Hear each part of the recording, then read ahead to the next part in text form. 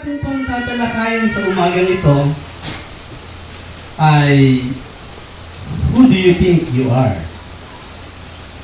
Sino tayo sa palagay natin? Ang ating pong teksto ay mababasa sa Colossians 3:8-16. Babasahin po muna natin. Ngunit ngayon, itakwil na ninyo ang lahat ng galit, puot, at sama ng loob. Iwasan na ninyo ang panlalait at malalaswang pananalita. Huwag kayong magsisinungaling sa isa't isa, sapagkat hinubad na ninyo ang dati ninyong pagkatao, pati ang mga gawa nito. Isinuot ninyo ang bagong pagkatao na patuloy na nababago at nagiging kalarawan ng Diyos na lumikha sa inyo, upang lalo ninyo siyang makilala. Kaya't sa kalagayang ito, wala nang pagkakaiba ang Griego at ang Hudyo, ang tuli at ang dituli, ang dayuhan at ang mabangis na tao, ang alipin at ang malaya. Ngunit si Kristo ang pinakamahalaga sa lahat, at siya'y nasa inyong lahat. Kaya nga, dahil kayo'y hinirang ng Diyos, minamahal niya at pinili para sa Kanya, dapat kayong maging mahabagin, mabait, mapagpakumbaba, mahinahon, at mapagtiis. Magpasensya kayo sa isa't isa at magpatawad kayo kung may hinanakit kayo kanino man. Magpatawad kayo gaya ng pagpapatawad sa inyo ng Panginoon. At higit sa lahat, magmahalan kayo sapagkat ang pag-ibig ang buklod ng ganap na pagkakaisa. Paghariin ninyo sa inyong puso ang kapayapaang kaloob ni Kristo, sapagkat yan ang dahilan kung bakit kayo tinawag sa iisang katawan. Magpasalamat kayong lagi. Amen. Pagpalain nawa. Mga kapatid, meron pong isang kwento na meron isang babae na gumagawa sa harapan ng kanyang hardin. Bali, dinadamuhan niya po ito at tinataniman ng mga panibagong bulaklak. Nakasuot po siya ng pang-garden na damit. At siya po ay napakarumi. Habang siya'y nagka-garden sa kanyang harapan, bigla pong may huminto na van na puno ng gamit sa tabi niyang bahay. At may kasunod na kotse at bumaba ang mga nakasakay sa kotse.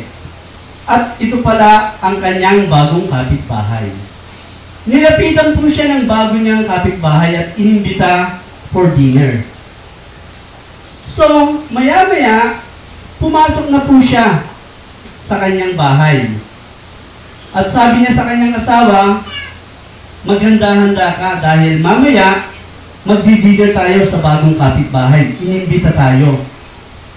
Pagkapasok niya, naglagay na siya ng mga kolorete sa kanyang mukha, nag-makeup na siya, nagtina siya ng buhok, naglagay siya ng mga false eyelashes, false fingernails, yung mga accessories ng babae.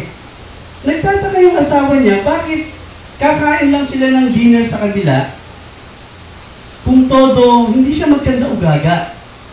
Sabi ngayon ng asawa niya, bakit ganyan ka magkikilos? Ang dami mong ginagawa, samantalang kakain lang naman tayo sa kabila. Sinabi niya sa kanyang asawa na siya ay nakita kanina ng bago nilang kapitbahay na ubod ng dumi. At ngayon ay ipapakita niya sa kanila kung sino talaga siya.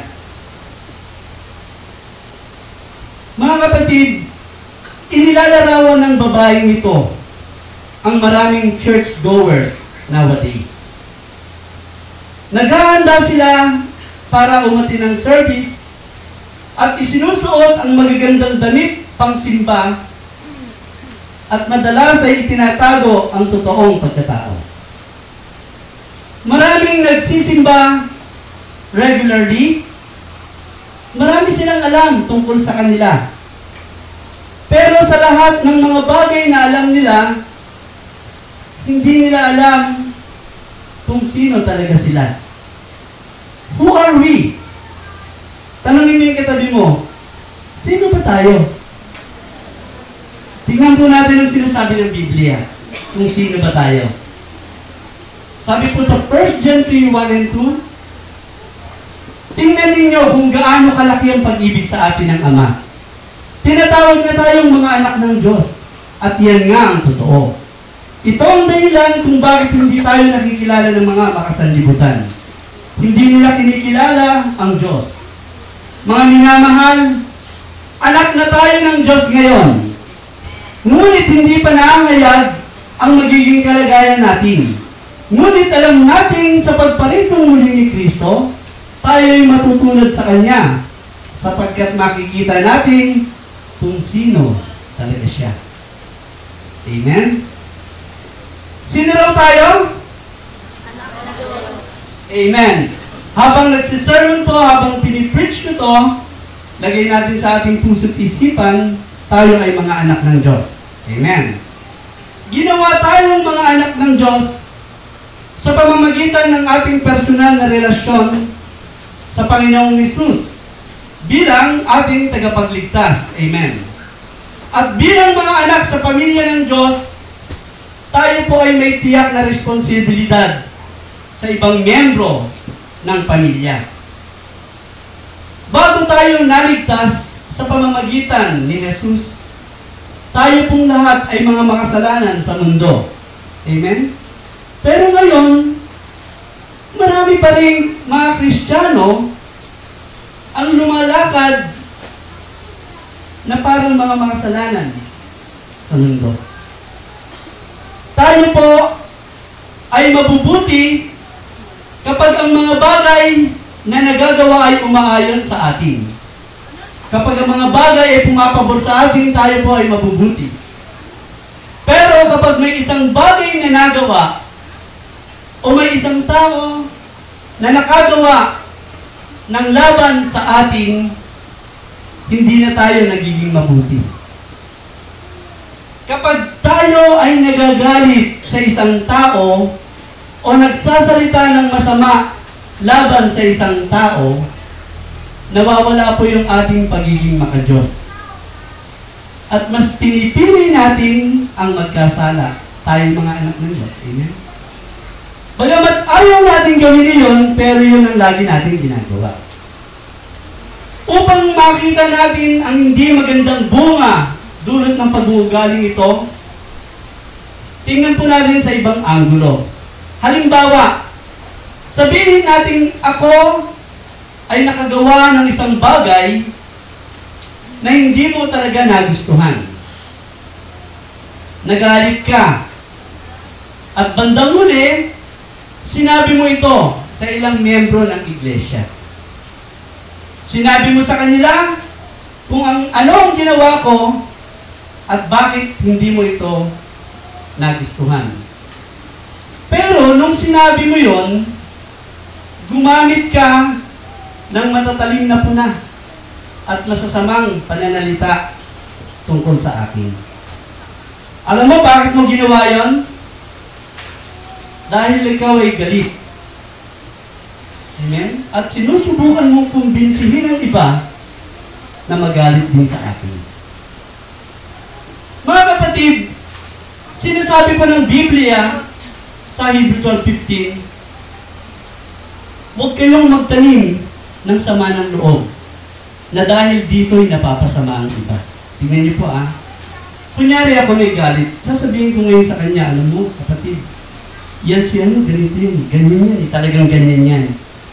Ikaw naman, na sinabihan ka ng gano'n ng kapatiran, ay oo nga, ganyan talaga yun si Brother Olan Ano yan, ganito yan, ganyan yan. Sumali na siya. Sinasabi po ng Biblia sa Proverbs 3:30, do not accuse a man for no reason when he has done you no harm. Bakit mo aakusahan ng isang tao na hindi ka naman ginagawa ng masama o hindi ka naman sinasaktan? So yung mga sinabihan niya na mga kumampi sa kanya, nagkakasala. Amen? Kasi sinabihan ka lang si Brother Olan, ano yan, ganito yan, ganito yan. Ikaw naman, kampi to the max.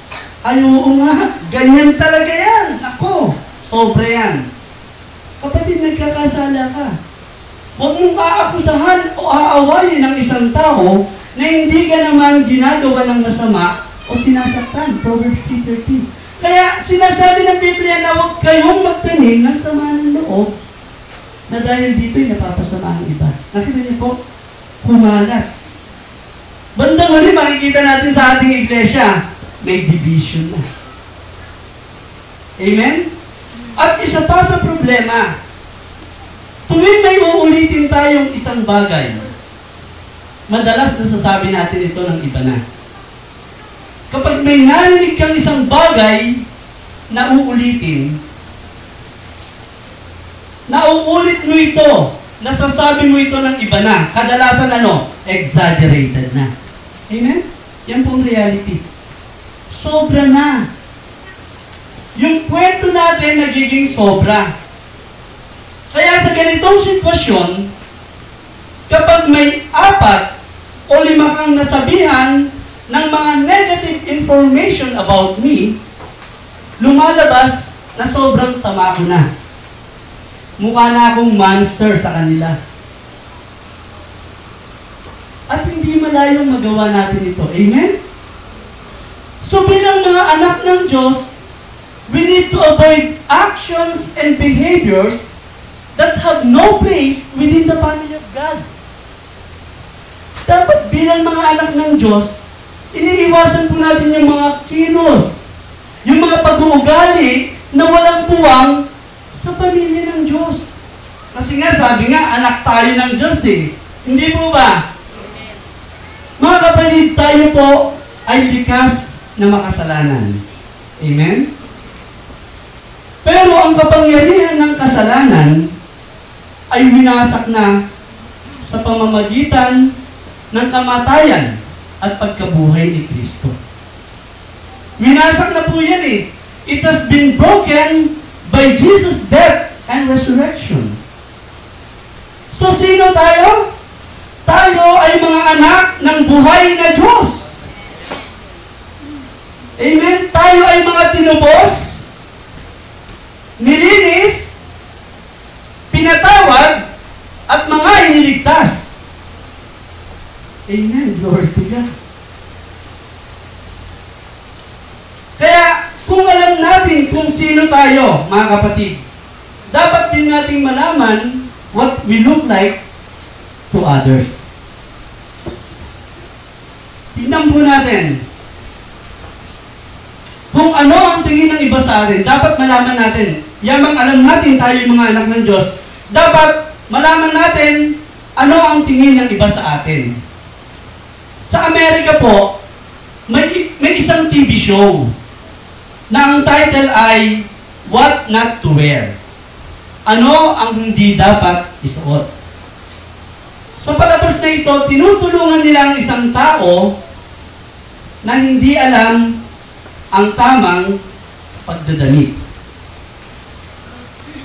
Hinahanapan nila at binibihisan ng magagandang damit at bagay na damit para magkaroon sila ng self-confidence. Ganun niyo po? Yung tiwala sa sarili. Hinahanapan nila ng tama at bagay na damit. Katulad po ng sinasabi sa Biblia sa Colossians 3:12-13. Tingnan po natin. Kaya nga, dahil kayo ay hinirang ng Diyos, minamahal niya at pinili para sa Kanya, dapat kayong maging mahabagin, mabait, mapagpakumbaba, mahinahon, at mapagtiis. Nakita niyo po? Bilang mga hinirang ng Diyos, dapat yan yung tinataglay natin. Dahil mga anak tayo ng Diyos. Amen? Minsan, mga kapatid, katulad tayo ng mga taong nasa TV program na yon. Sinusuot natin ang lahat ng mga maling bagay. Nakita niyo po? Pero, kailangan natin tulungan tayo ng isang tao para isuot ang mga tamang bagay. Sinasabi po sa atin ng Biblia na tayo ay dapat maging mapagpakumbaba. Dahil kadalasan, maraming Kristiyano ang mapagmataas sa pakikitungo sa isa't isa at walang pangunawa. Sabi po sa Romans 12:16, live in harmony with one another. Don't be proud, but be willing to associate with people of low position. Do not be conceited. Tingnan nyo. Magkaisa kayo ng saloobin. Huwag kayong magmataas. Sa halip, makisama kayo sa mga mabababa. Huwag niyong ipalagay na kayo'y napakagaling. Tingnan niyo po sa ng Biblia. Kasi mga anak tayo ng Diyos eh. Amen?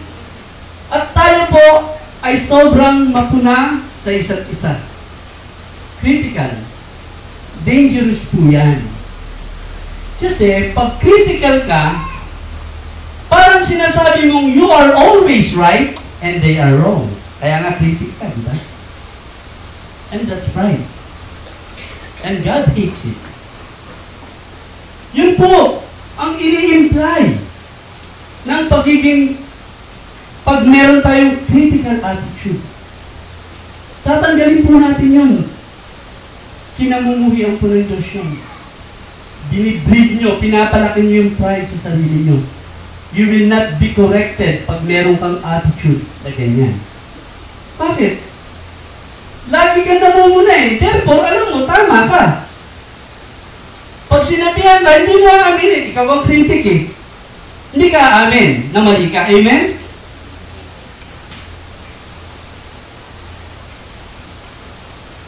Tayo rin po ay sobrang mapanghusga. Aalisin po natin yan bilang mga anak ng Diyos. Sabi po ng Biblia, you therefore have no excuse. You who pass judgment on someone else. For at whatever point you judge the other, you are condemning yourself. Because you who pass judgment do the same things. Nakita niyo? Kaya nga, sino ka man na humahatol sa iba, wala ka nang may dadahilan. Sapagkat sa paghatol mo sa iba, hinahatulan mo din ang iyong sarili. Dahil ikaw na humahatol, ay gumagawa rin ng ganun. So, the more na humahatol tayo, the more na hinahatulan mo ang sarili mo. Nakita niyo po?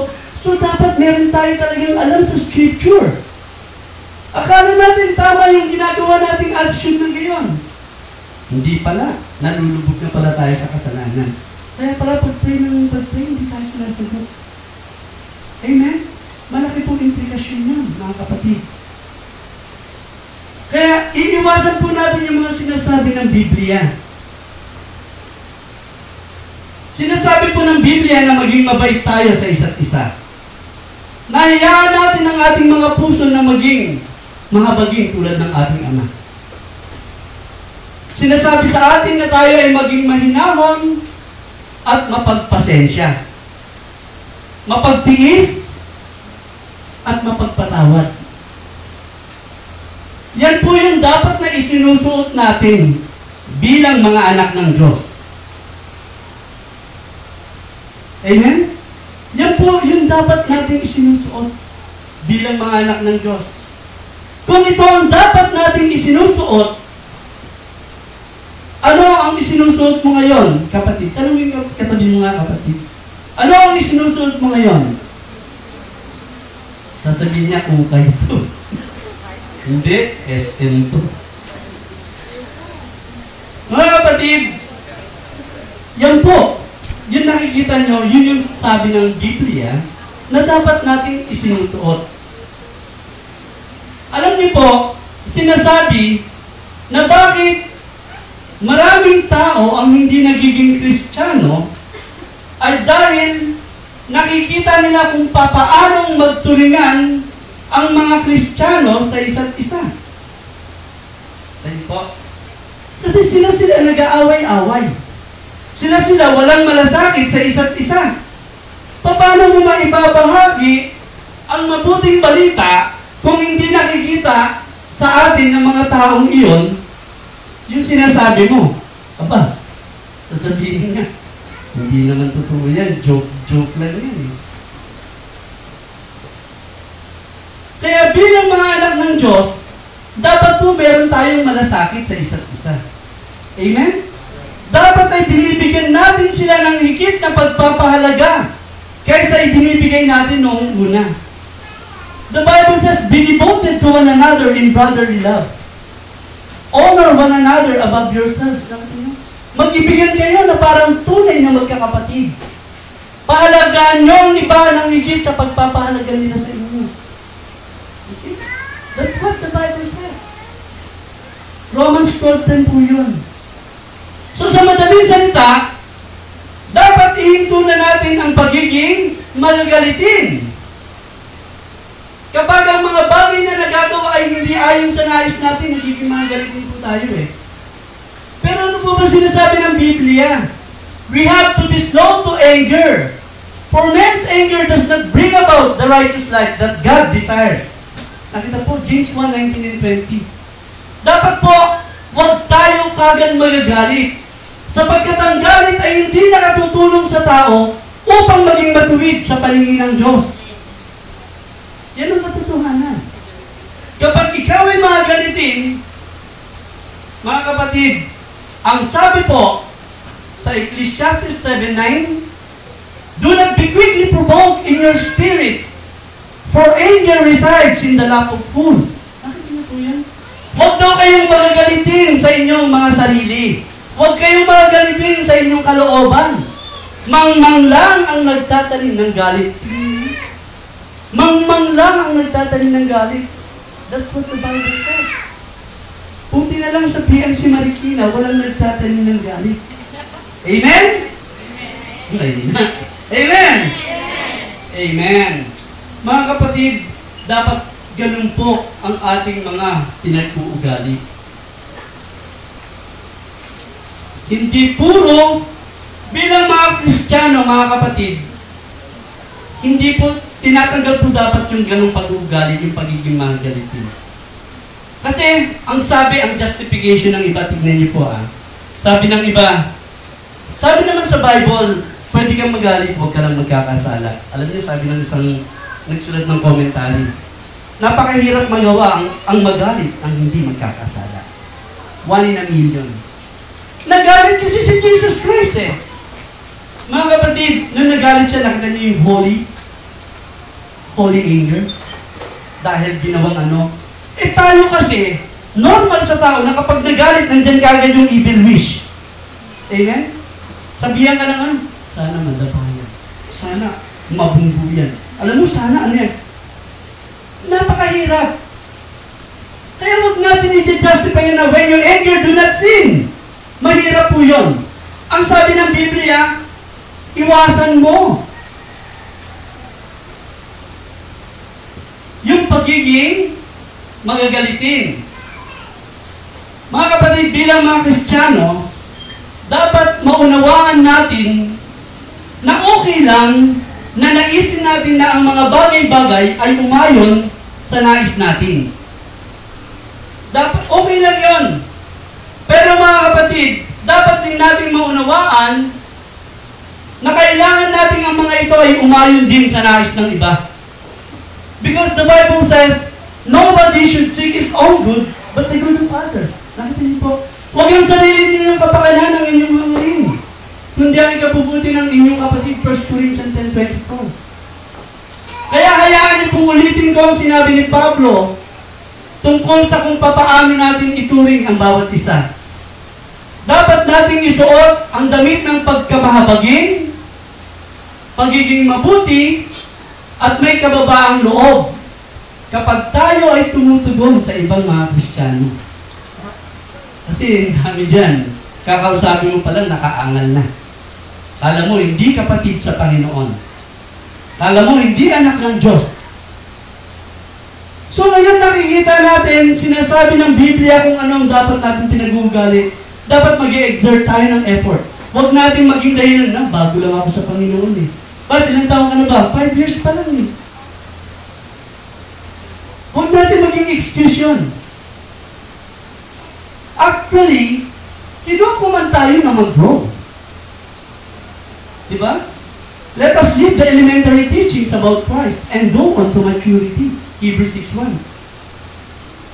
So, if we are being commanded to grow, anong ginagawa natin sa Biblia natin? Dapat po binabasa natin. Amen? Sinabi niya kung ano ang dapat isuot natin sa spiritual na aspeto. At makikita naman natin sa verse 8, ang ilan sa mga isinulat niyang lumang spiritual na pananamit o old spiritual clothes na dapat nating tanggalin at itapon. Tingnan niyo po Sabi sa Colossians 3, 8 to 10, ting, ting,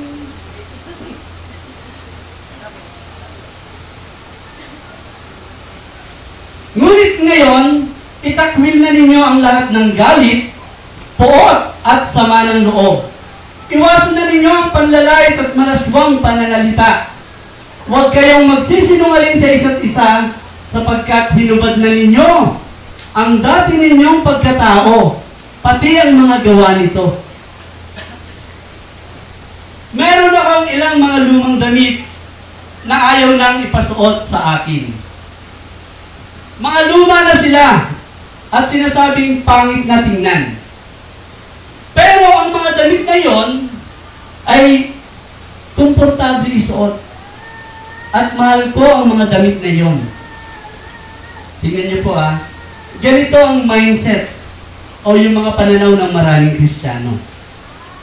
Kapag sinasabi sa kanilang ang kanilang mga kinagawiang espiritual o ang kanilang mga kinagawiang pag-uugali na dapat tanggalin, hindi nila ito tinatanggal. Bakit? Mahal nila ito. Komportable silang ginagawa ito dahil sobrang nasanay na. Sobrang nasanay na silang ginagawa iyon. Mahirap tanggalin. Ito na ako Mapapahamak tayo kapatid. Kailangan mag-effort tayo. Humingi tayo ng tulong sa Panginoon na matanggal siya. Mga kapatid, lahat tayo dapat pumunta sa ating spiritual closets o spiritual cabinet. Ito po yung spiritual na aparador. Tanggalin natin, itapon natin yung mga bagay-bagay na hindi nagpapakita ng pusong Kristiyano. Palitan natin ito ng mga bagay-bagay na nagpapakita ng pag-ibig ng Diyos. Kung nais nating seryosong tawaging mga Kristiyano, mga kapatid, kailangan simulan nating ipakita ang pag-ibig ni Kristo sa iba. Amen? Ayan, Kristiyano yan. Tingnan mo.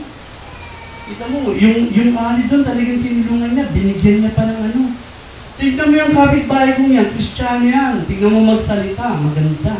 Hindi nakakatisod. Hindi yan. Hindi pala away. Marami, mapapansin tayo ng kapitbahay, mga kapatid. So pag mga mali ang ginagawa natin, hindi na mapapansin ng kapitbahay. Maniwala ka, hindi mo siya makukuha sa Panginoon. At bandang huli, kung sino yung kasama niya, at bigla siyang kinuha ng Panginoon, at ikaw lang ang laging may access sa Kanya, mananagot tayo sa Panginoon. Bakit? Hindi mo na ibahagi ang mabuting balita. Huwag kayong matatakot. Ganyan po ako nung una. Baka hindi ito tumanggap, baka pilosopihin ako. Share the gospel. Hindi niyo po trabaho ang mag-convict. Just share the gospel. Share the word of God. And let the Holy Spirit convict them. You see? Yun ang trabaho niya Ang trabaho ng natin, ibahagi. Kaya huwag kayo matatakot. Bakit? Nung panahon ni Jesus Christ, lahat ba tumatanggap? Lahat ba umaayon kay Jesus Christ? Hindi. Si Jesus Christ na po yun. May mga hardened na puso.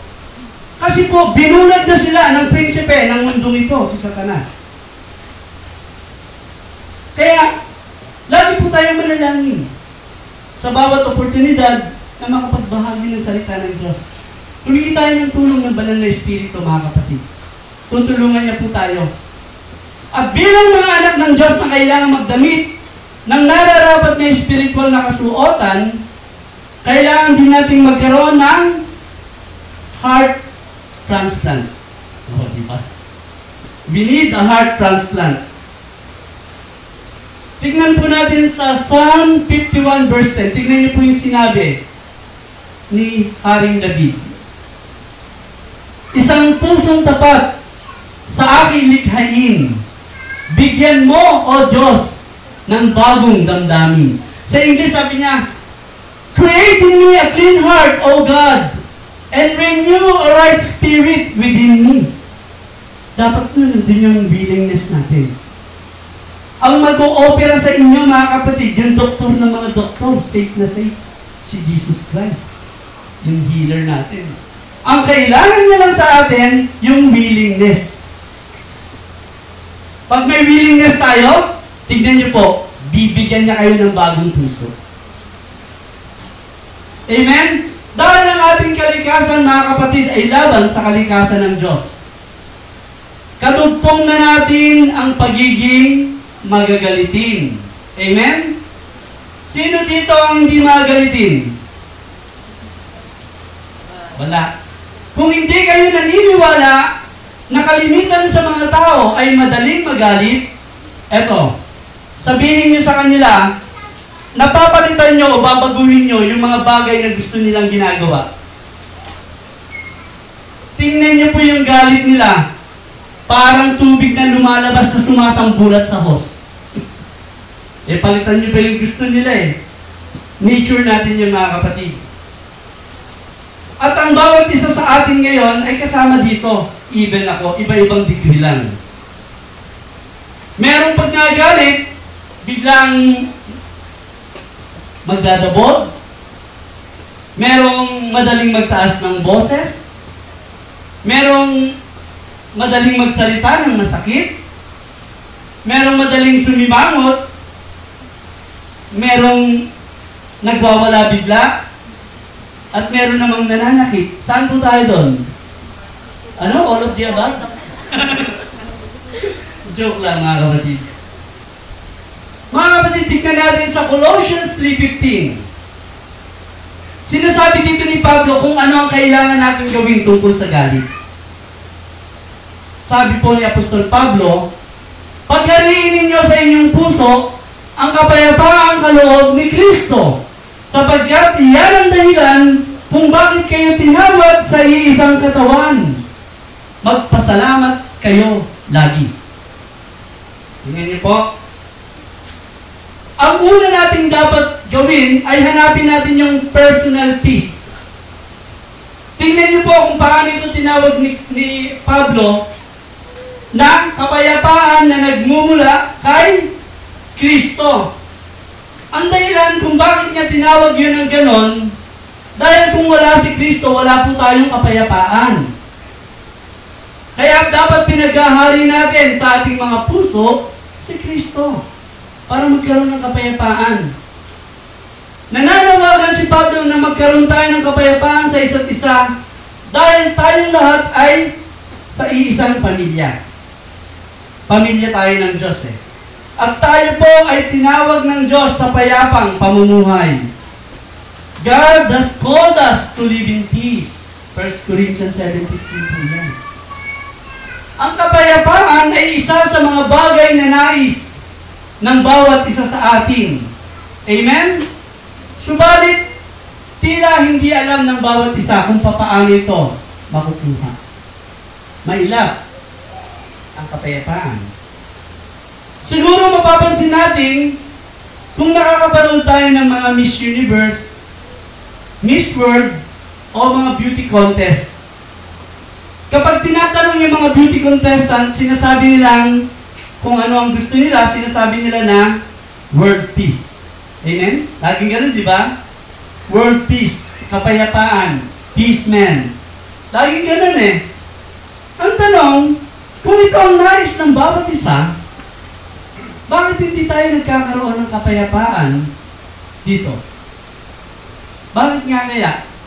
Alam niyo po, dahil ng nais ng bawat isa sa atin na magkaroon ng kapayapaan sa kanilang sariling pamamaraan, hindi sa pamamaraan ng iba. Ito po yung pagkakaroon ng pusong nagpapasakop kay Kristo. Pag tayo po nagpasakop tayo kay Kristo, tignan niyo po ang kapayapaan. Mapapalaganap natin yan. Malaking faktor ang mga Kristiyano sa mundo.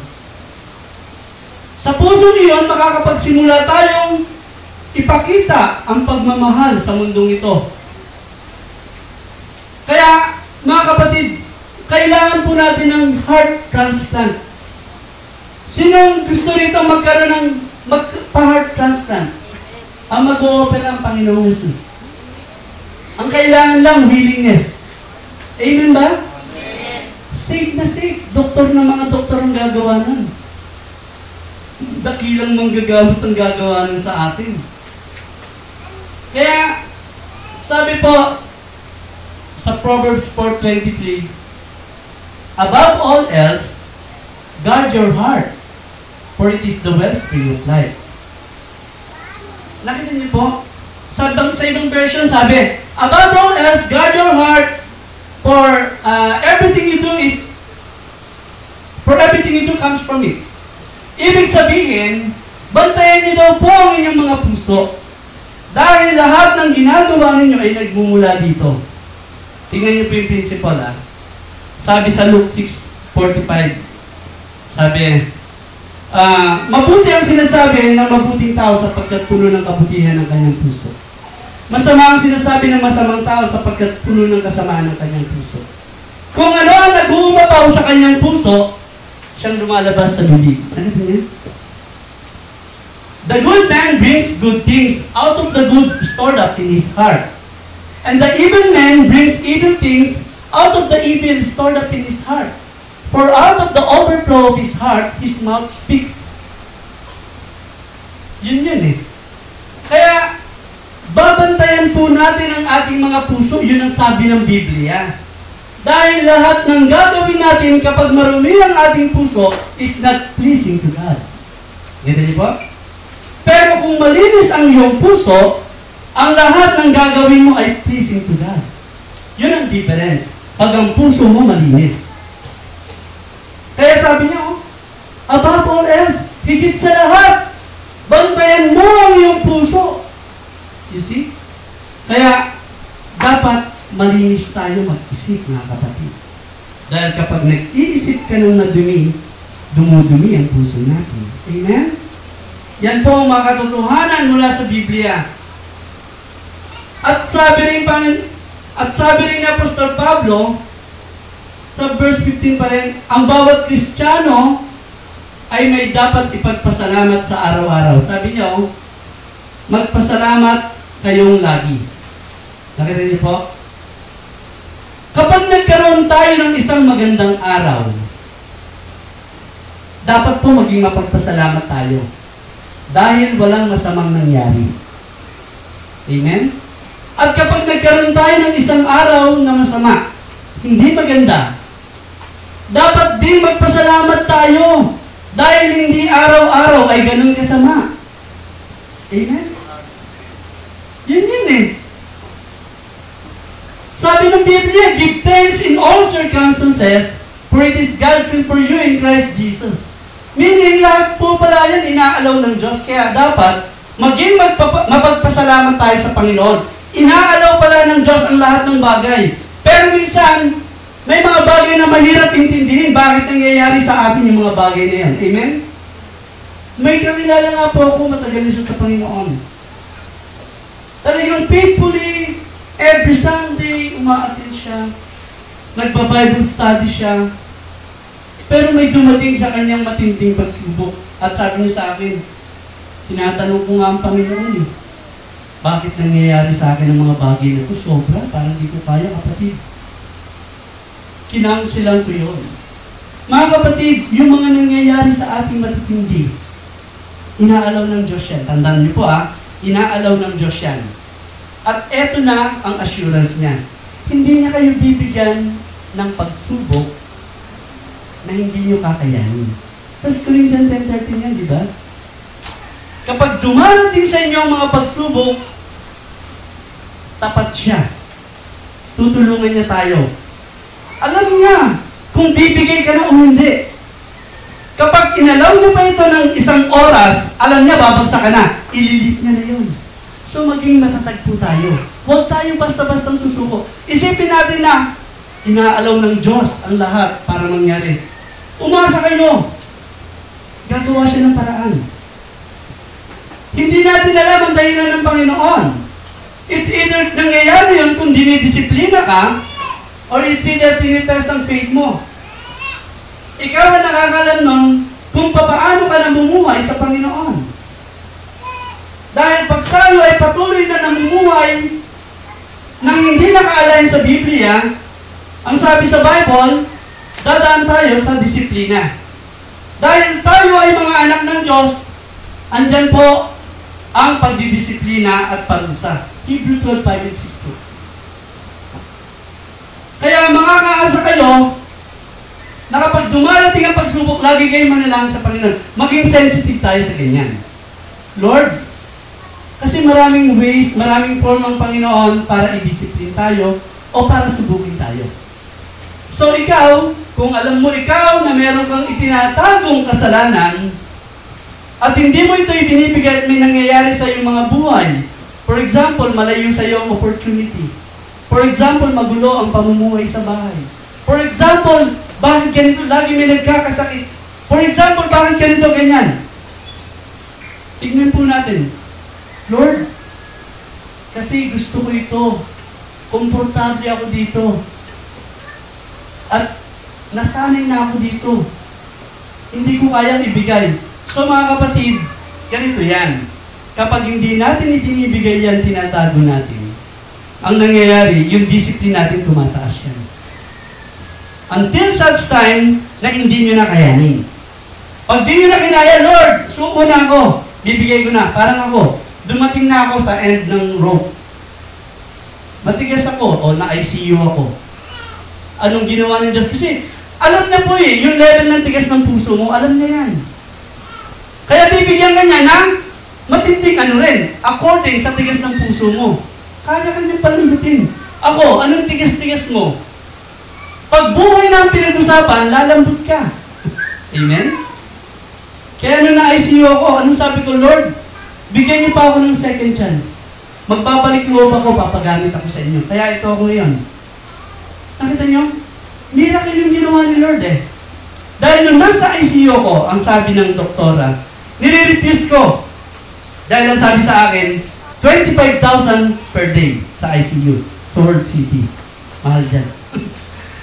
Sabi sa akin ng doktora, kailangan ma-monitor ka. Otherwise, kasi nakita namin sa lab mo, maraming enzymes. Parang gano'n. Hindi ko na alam yung mga technical nila. Pero yun ang sabi sa akin, kailangan ma-monitor. Close monitoring ka dapat. Alam niyo po, ayaw ko man sa hindi, sabi ng doktora, dito ka sa ICU. Tapos, ang nagpalala pa noon, nung nakita ko yung katapat ko sa ICU, nakita ko, buhay pa kanina. Gumaganon-ganon pa lang, may respirator, maya-maya, tinatakpan na ng kulay puti. Nag-expire na. Lalo ko natakot. Alam niyo po, sabi ko sa nurse, Nurse! Yes, sir! Pwede pa ikulong niyo yung kwarto ko. Lagyan niyo ng parang kurtina. Alam niyo po, sabi niya, bakit, sir? Baka mauna pa ako dito sa katabi kong isang naka-respirator. Hindi ako nakakakita ng ganyan. Kanina lang nakita ko na binabalot na po. Tinakpan po, kinulog. Doon ako nagsimulang kausapin ng Diyos. Sabi ko sa Panginoon, Lord, kung bibigyan niyo pa ako ng isang pagkakataon, papagamit po ako sa inyo. Alam niyo po, kinabukasan ng umaga, sabi na, ang aga-aga, sabi ng doktora sa akin, sabi niya, hindi ko naman, sabi niya, sir, mga ganun, kukunan ko po kayo ng ECG, 12-lead ECG. Okay. Sabi ng doktora, pagkakuha niya, ang ganda naman na ito. Nurse, ulitin mo nga. Pinaulit. Charge na naman sa akin. Pinaulit dahil hindi niya lubos maisip na perfect na. Tingnan niyo po ang nangyari, pagkakuha ng nilabas niya na po ako. So ganito po yun. Ito po yung gusto kong i-point out sa inyo. Kapag nangungusap na sa inyo ang Panginoon, kapag alam nyo dumaranas na kayo ng patong-patong na bigati, na pagdidisiplina, huwag nyo nang patigasin ang puso nyo. Tingnan niyo nangyari sa akin, ang daming ang hirap makarecover. Kaya lang, nagkaroon po ako ng willingness para ipa-offer yung puso ko kay Lord. Nagpa-heart transplant ako eh. Nung nagpa-heart transplant ako, eto ako ngayon, ginagamit ng Panginoon. Kaya mga kapatid, kung ano yung mga sinasabi sa atin ng Biblia, na dapat natin pinag-uugali bilang mga anak ng Diyos, do not take that for granted. Huwag niyo pong pagwawalang bahala. Dahil darating yung time, okay, God is love, but God is a righteous judge. Nakita niyo po? Kasi, naka-implant sa mind natin, Diyos naman ay pag-ibig. Yun ang lagi naririnig ko eh. Hindi sa akin gagawin niya kapatid, kaya okay lang ako lagi mag-internet kahit hindi ako lagi mag-pray o magbasa ng Bible. God is love eh. God is a righteous judge, a God who expresses His wrath every day. Psalm 7:11. Nakita niyo po? Ang Diyos daw ay isang hukom na makatarungan. Diyos na nagpaparusa sa masama sa bawat araw. Every day. So darating tayo, may mga kanya-kanya tayong oras. Pero it will not go unpunished. That's for sure. Hindi yan lalagpas ng walang disiplina ng Panginoon. Kaya, tatandaan po natin, bilang mga anak ng Diyos, huwag na kayong mamuhay tulad ng mga walang pananampalataya. Iwan na ninyo ang dating pamumuhay. Hubalin na ninyo ang dating pagkatao na napapahamak dahil sa masasamang nasa, sa masasamang pita. Magbago na kayo ng diwa at pag-iisip.